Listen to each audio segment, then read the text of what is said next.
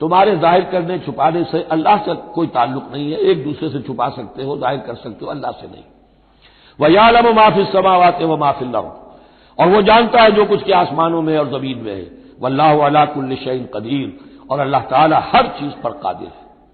یوم تجد کل نفس ما عملت من خیر محضرا، اس دن کا تصور کرو جس دن ہر جان، ہر نفس موجود پائے گا، حاضر کیا ہوا پائے گا ہر وہ عمل جو اس نے کیا ہوگا۔ فمن یعمل مثقال ذرۃ خیرا یرہ ومن یعمل مثقال ذرۃ شرا یرہ۔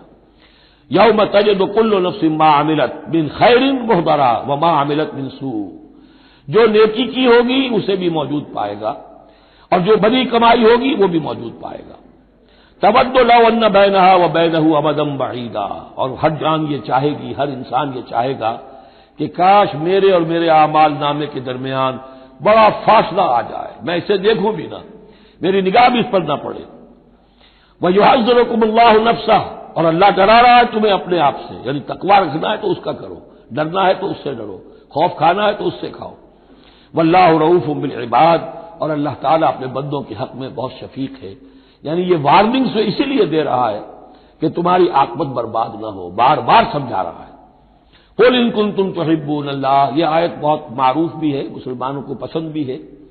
ہمارے ہاں جو وعظ ہوتے ہیں، تقاریر ہوتی ہیں، تو اس کے اندر بہت کثرت سے کوٹ ہوتی ہے، قُلْ إِن كُنتُمْ تُحِبُّونَ اللَّهَ فَاتَّبِعُونِي يُحْبِبْكُمُ اللَّهُ، اے نبی کہہ دیجئے کہ اگر تم لوگ چاہتے ہو کہ اللہ سے محبت کرو، اگر تم اللہ سے محبت کرتے ہو فاتبعونی، تو میری پیروی کرو، میرا اتباع کرو۔ یحببکم اللہ، اللہ تم سے محبت کرے گا، ویغفر لکم ذنوبکم، اور تمہارے گناہ بخش دے گا، واللہ غفور الرحیم، اور اللہ غفور الرحیم ہے۔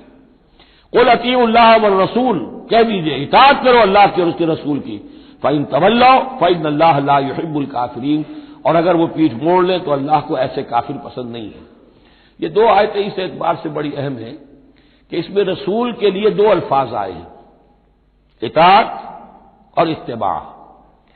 اطاعت اگر نہیں ہے تو کفر ہو گیا، اطاعت تو لازم ہے، لیکن اطاعت کس چیز میں ہوتی ہے؟ جو حکم دیا ہے یہ کرو، آپ کو کرنا ہے۔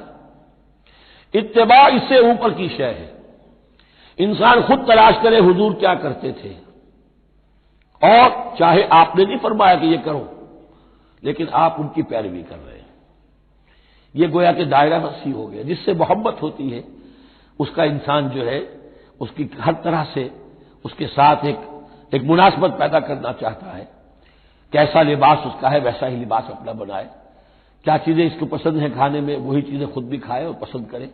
تو یہ چیزیں جس کا حکم نہیں ہے، جیسے کہ ایک صحابی کا واقعہ آتا ہے کہ وہ ایک مرتبہ آئے اور انہوں نے اس وقت یہ دیکھا، ایک ہی مرتبہ آئے ہوں گے کہیں باہر سے بدو صحابی، کہ حضور کے کرتے کے بٹن لگے ہوئے نہیں تھے۔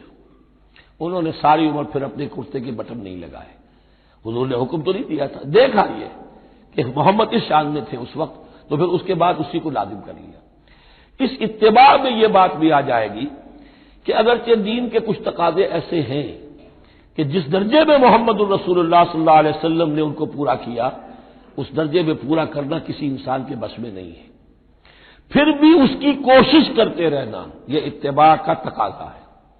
مثلا حضور نے کوئی مکان نہیں بنایا، حضور نے کوئی جائیداد نہیں بنائی، حضور نے جیسے ہی وحی کا آغاز ہوا کوئی دنیاوی کام نہیں کیا، کوئی تجارت نہیں کی، ایک ایک لمحہ اپنی توانائی کی ایک ایک رمق وہ لگا دی کس کام کے لیے؟